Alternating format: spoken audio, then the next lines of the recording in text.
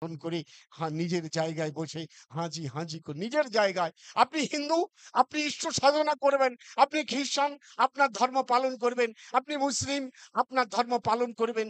কিন্তু সবার ভালো ভাবটা নিয়ে সবার মধ্যে আপনি বিচরণ করবেন। এটাই ঠাকুরের মত আর পথ। আমি কথা বলতে গেলে অনেক কথা হবে। 25টা বছর ধরে আমি চোখ রাত দিন করে ঠাকুর রামকৃষ্ণ পরমহংস এবং স্বামীজি এবং মা শারদাময়ীর চর্চা করেছি।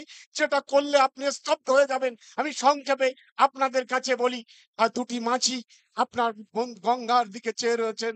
আমার মনে হচ্ছে যেমন রামপ্রসাদ, বামা খ্যাপা, তারাপীঠে রয়েছে বামা খ্যাপা, যেমন মাকে দেখছেন, ঠিক তেমনি ঠাকুর রামকৃষ্ণ পরমহংসদেব তিনি মা কালীকে দেখতেন। তিনি যেন গঙ্গার বুকে দেখছেন মা গঙ্গাকে। আর দুটি মাঝি মারপিট করছেন। একজন মাঝি আর একজনকে মারছে, আর পিঠে তার দাগ পড়েছে। মানুষের মধ্যে যেন ঢুকে গিয়েছেন। আপনার ছুটে এলেন হৃদয়ে, বললাম আমার পিঠে আঘাত হয়েছে। সে কথা বলবো না, অনেক কথা লাগবে, অনেক সময় লাগবে। শুধু বলবো রামকৃষ্ণ বিবেকানন্দের ছবিটা যত বড় হবে, তার আদর্শ যত ছড়িয়ে দেওয়া হবে সবার মাঝে, তত আমরা যেন মানুষের মতো মানুষ হতে পারবো, আমাদের চৈতন্যের উদয় হবে। এইটাই আমি আজকে আপনাদের কাছে বললাম। আর দুটি কথা বলে শেষ করব। আপনার অনেক মা রয়েছেন, আমি মা সম্পর্কে দুটি, একে মিলে তিন, তিনে মিলে এক। এরা তিনজনা এক, তিনজনা তিন নয়, তিনজনে এক। একে মিলে তিন, তিনে মিলে এক। বন্দিতাতে পিঠে হাত দিয়ে বলেছিলেন অধ্যাপিকা বন্দিতা ভট্টাচার্য, এই বাংলার একজন বিখ্যাত লেখিকা এবং বক্তা, বলেছিল দারুণ বলেছিস। সেই 10 মাইল, সেই আপনার একেবারে নামখানা থেকে অনেক দূর, হাজার হাজার মায়ের সামনে বলেছিলাম।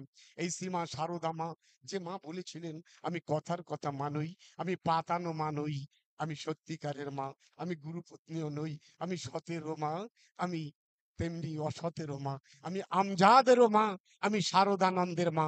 এই যে শারদানন্দ ঠাকুর রামকৃষ্ণ দেবের 16 জন পার্শ্বদের একজন, যিনি লীলা প্রসঙ্গ গ্রন্থ লিখেছেন।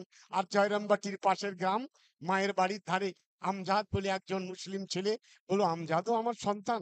সারদা, শেষ কথাটা বলি, সেটা হলো এই মা সম্পর্কে যদি শান্তি চাও, দোষ দেখো না, সবাই তোমার আপন, কেউ তোমার পর নয়। আর স্বামীজি সম্পর্কে একটা কথা বলি, আজ যেটা বড় বেশি প্রয়োজন হয়েছে। আজ থেকে প্রায় 150 বছর আগে আমেরিকার শিকাগো শহরে 1893 খ্রিস্টাব্দে 11 সেপ্টেম্বর বিশ্ব ধর্ম সম্মেলনে ভারতবর্ষের সনাতন ঐতিহ্য তিনি তুলে ধরেছিলেন।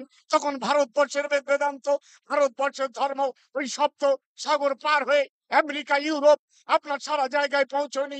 সেখানে স্বামীজি গিয়ে বলেছিলেন 11 থেকে